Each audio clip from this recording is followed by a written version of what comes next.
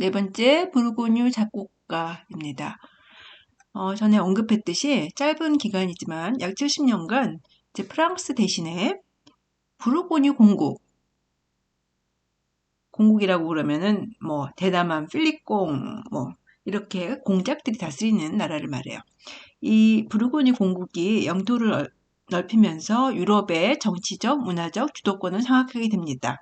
지도에서 보면 지금 네덜란드, 벨기에 지방이죠. 그래서 이 지방은 뭐예요? 운하를 이용해 갖고 상업이 발달하면서 부를 축적해요. 그런데 그 부를 흥청망청 쓰지는 않고 문화예술을 적극적으로 후원합니다. 이런 그림, 뾰족한 모자, 뾰족한 신발, 예, 특징적이죠. 이런 그림을 보면은 이 궁정의 행사에 여기 음악가들이 있죠.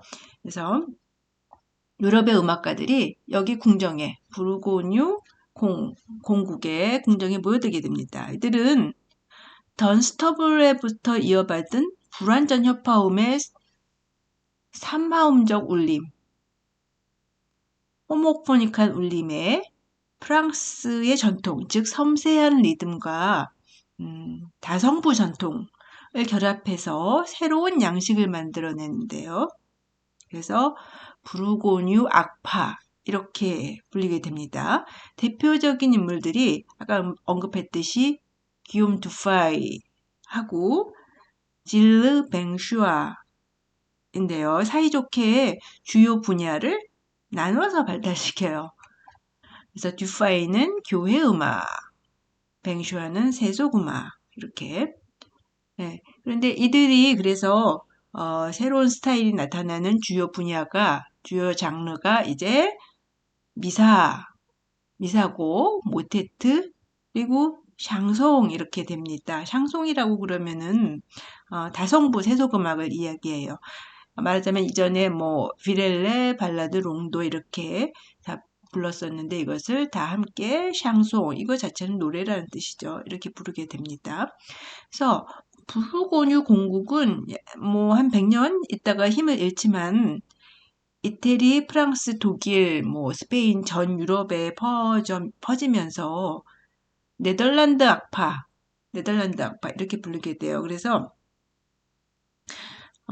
르네상스 전성기 음악을 이끌게 됩니다.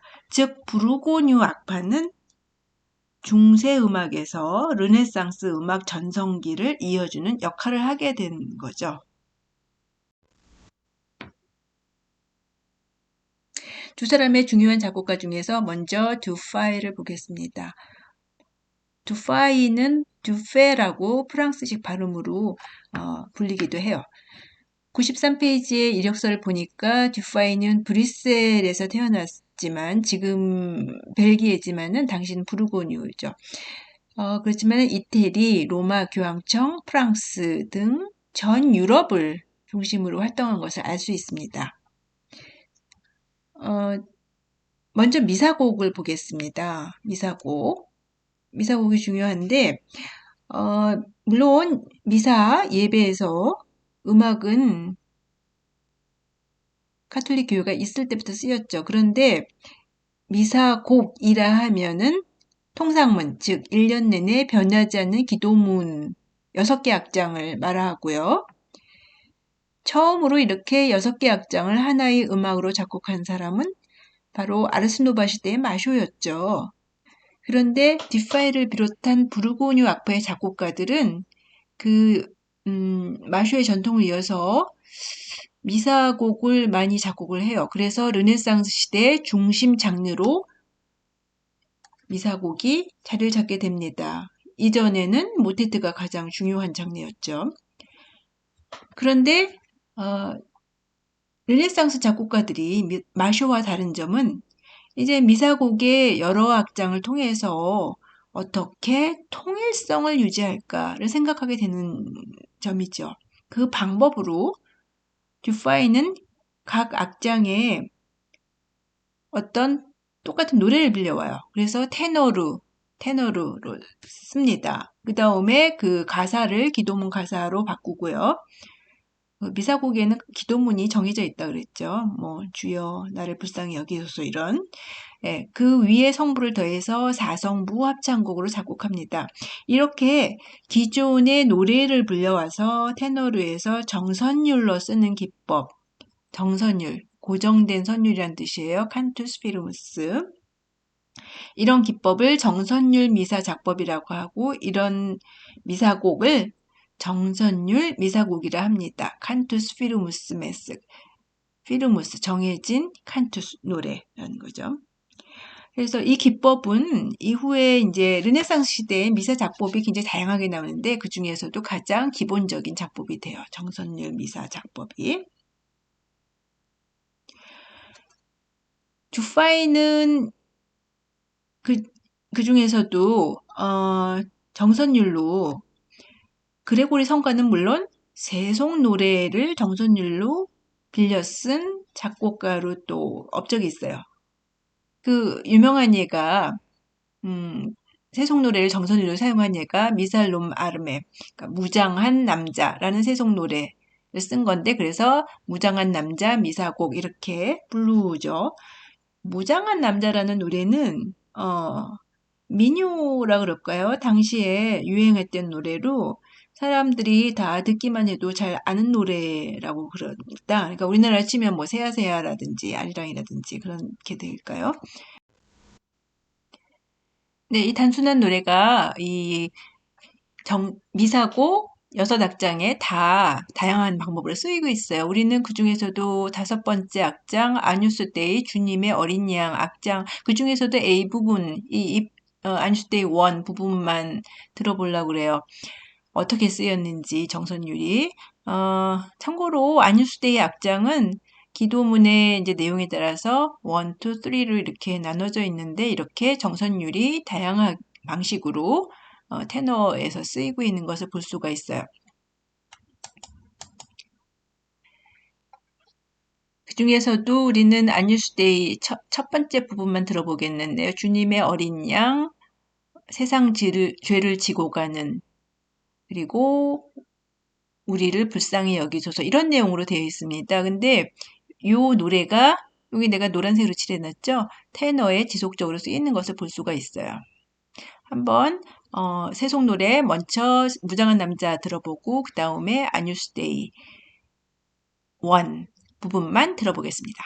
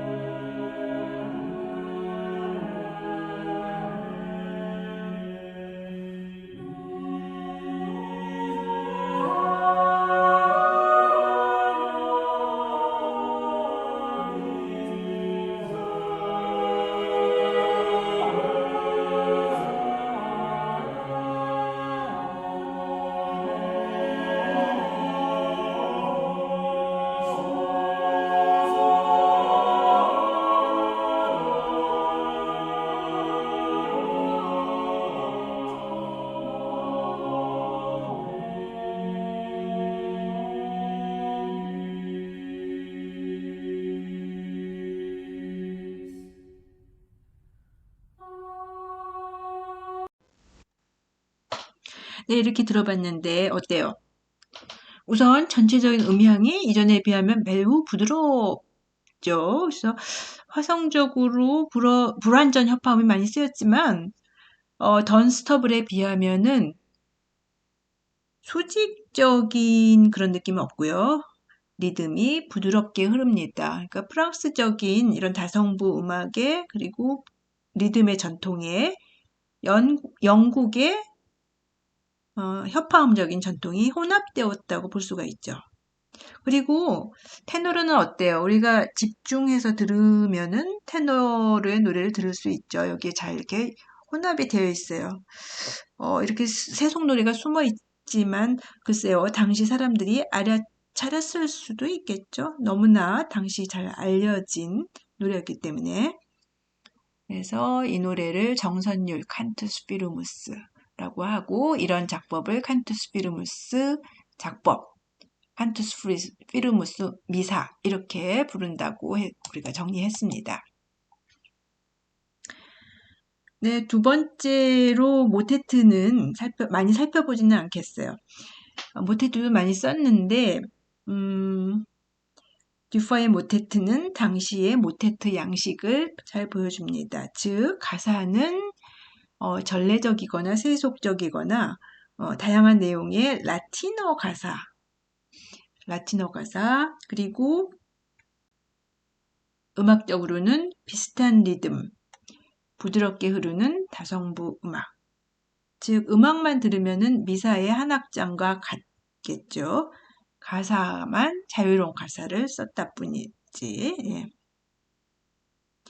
이 표와 같이 듀파이의 특징을 정리했는데 이것은 부르고뉴 악파 음악의 특징과 같아요. 그래서 이러한 특징들이 르네상스 음악으로 이어지게 됩니다. 네, 두 번째로 중요한 작곡가 질르 뱅쇼아. 뱅쇼아는 역시 부르고뉴에서 태어나서 궁정에서 활동했다 그럽니다. 주를 이루는 분야는 샹송이에요. 노래라는 프랑스 말이죠. 이제 프랑스 말로 된 다성부 세속 음악 전체를 샹송이라고 이르게 됩니다. 92페이지 그림에서 거기에서 이렇게 나온 그림에서 보는 것 같이 이 사람이 듀파이예요. 뒤에 뭐가 있어요? 오르간이 있죠? 그리고 이 사람이 뱅쇼아인데 얼굴이 비슷한 것 같아요. 그래서 이 사람은 뭘 들고 있어요? 루트를 들고 있어요. 그러니까 듀파이는 교회 음악, 뱅쇼아는 세속 음악을 대표한다. 이렇게 그림으로 이미 당시 이렇게 그려져 있네요. 네, 샹송에 대한 설명은 교재에서는 96페이지 듀파이의 샹송에 대한 자세한 설명이 나왔기 때문에 그것과 동일해요. 그래서 그림 밑에 96페이지 그림 밑에 그 설명을 보면은 샹송은 프랑스어 가사로 가진 다성부 세속 노래를 이야기합니다. 짜임새에서는 마쇼의 전통을 역시 유지해요. 그래서 삼성부인데 최상성부에는 가장 높은 성부에는 주선율 플러스 반주 역할을 하는 나머지 두 성부 이렇게 이루어졌고요. 가사 내용의 주제는 역시 사랑이 주된 소재로 궁정풍의 사랑 이것도 중세 전통과 같죠. 그리고 형식도 정형시 형식 그리고 포르메스 픽스 그 가운데서도 특히 롱도 형식을 가장 선호했다고 그래요. 근데 여기까지는 마쇼와 비슷한데 마쇼에 비해서 다른 점이 있다 하면은 보다 선율의 아름다움을 보다 더 강조하고 즉 이탈리아 선율의 영향 그리고 좀 더 3도 음정 위주로 협화음적인 이건 영국 영향을 보여주죠. 그렇죠? 그래서 이탈리아와 영국 영향을 더 받았다. 프랑스 전통에 이렇게 얘기할 수가 있죠. 네, 롱도 뱅쇼의 롱도 중에서 드블리 엉블리 더욱더 새로워지네를 들어봅시다.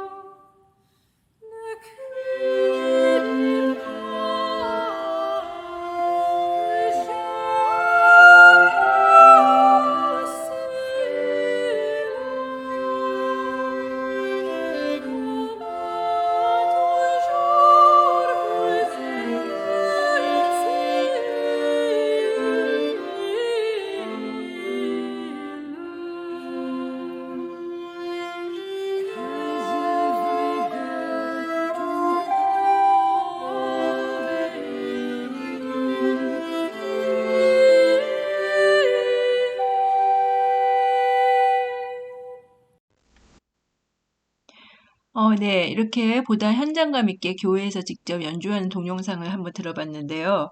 그러니까 노래는 거의 독창으로 하죠. 그리고 나머지 두 성부는 이렇게 아예 악기로 연주하죠. 예, 악기들은 지금 봤겠지만은 당시의 악기 형태로 이렇게 복원한 거죠. 새로 만든 거예요. 그리고 음악을 들어보니까 역시 3도 음정 진행이 많이 나오죠. 그죠? 여기 이렇게. 그리고 마쇼에 비하면은 선율의 아름다움을 강조하는 보다 부드럽게 흐르는 선율을 들을 수 있습니다. 네, 이상과 같이 듀파이와 뱅슈아의 음악을 살펴봤는데 15세기 즉 중세가 끝나고 르네상스로 들어가는 직전 단계인 부르고뉴 악파의 음악은 영국의 협파적인 사마음적인 울림과 이태리의 선율적인 경향 그리고 프랑스 특유의 섬세한 리듬과 다성부 전통을 결합하였다라고 볼 수가 있습니다. 장르로는 미사, 모테트가 다시 중요한 장르로 그러니까 아르스 노바 때에 비하면은 교회 음악이 더 중요해지고요. 그런가 하면은 세속 음악에서는 샹송이라는 중요한 장르가 확립되었다. 이렇게 정리할 수가 있겠습니다.